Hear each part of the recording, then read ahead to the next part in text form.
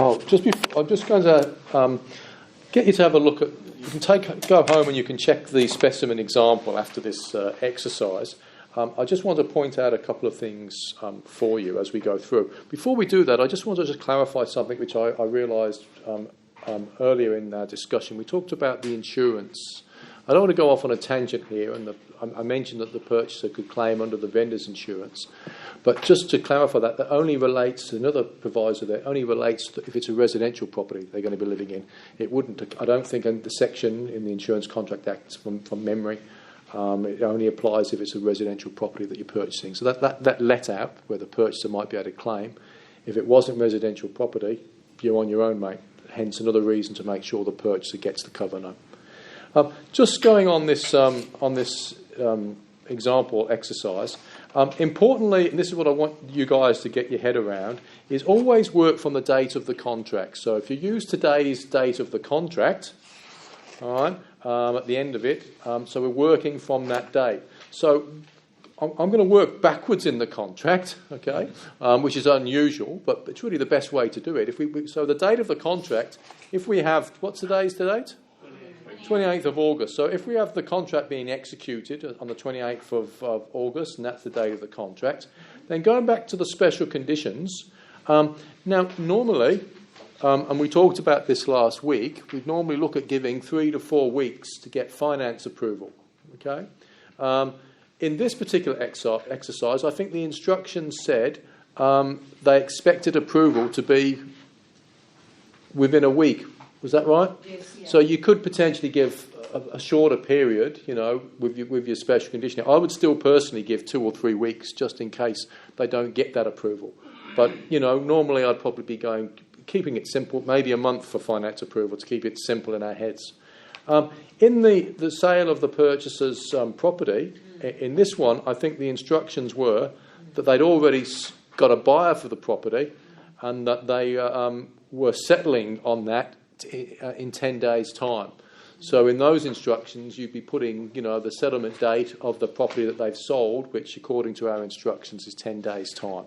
So there's no drama with that one because we've got instructions. Otherwise, normally you'd be putting, between 4 weeks and 6 weeks to sell their property as the date there, depending, of course, on the market. Now, just going back now to item 8, we've got the settlement date. Okay. So, bearing in mind in this particular example, it looks like they've already applied for finance and they're expecting it within a week, and they've already sold their property and they're settling on it.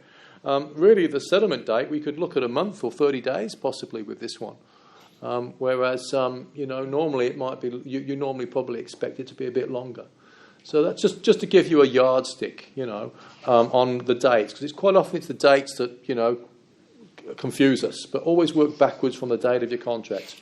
One other point I just want to mention is in the instructions for this, it said that they wanted the deposit within 2 days, didn't they? In the instructions. And they're waiving their calling off. So just remember, okay, that, if you put it, unless you get the Form 3 waiver from the legal practitioner, if you put 2 days here, what occurs? You would have committed an offence, okay? In this example, they're saying that they're going to waive their calling off rights. So if that's the case, then yes, we could have the 2 days. But what I would be wanting to do would be to attach what to this contract?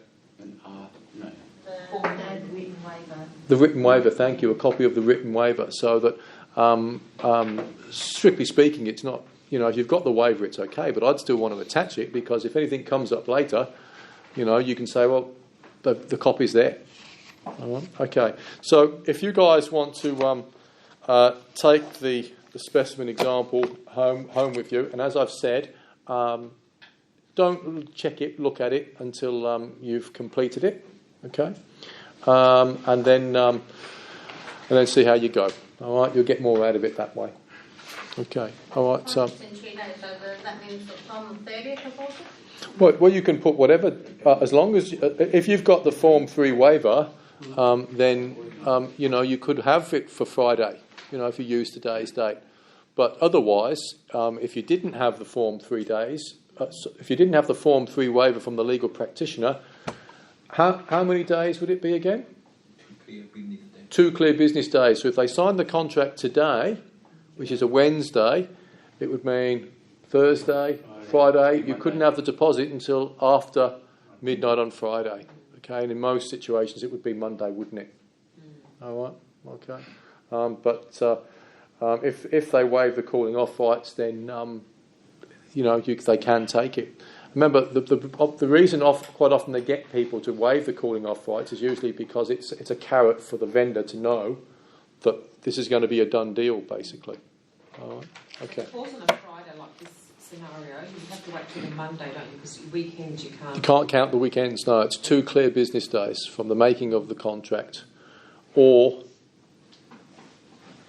from the making of the contract, or the service of the Form 1, whichever is the later.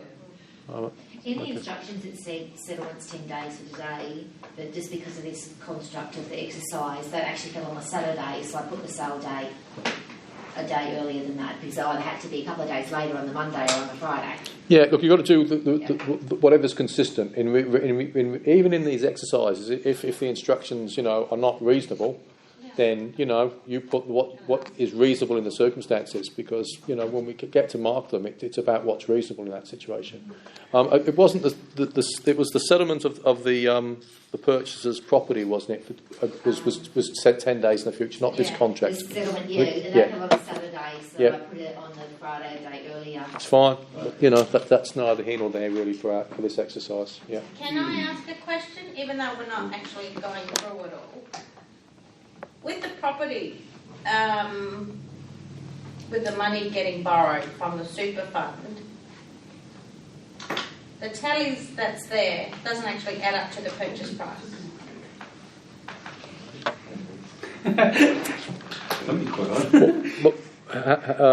The non-recourse loan from bank, so they're super. So they're obviously coming up with the money somehow, aren't they?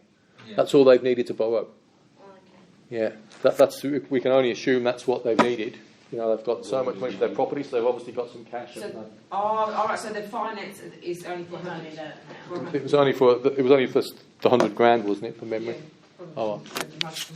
Okay, so complete the contract first, and then check the specimen example. And as I say, I'm only expecting you to get 40-50%. It's about practice. That's all at the moment, and you'll see there's a few key phrases which you'll get used to. Okay, good night, everybody.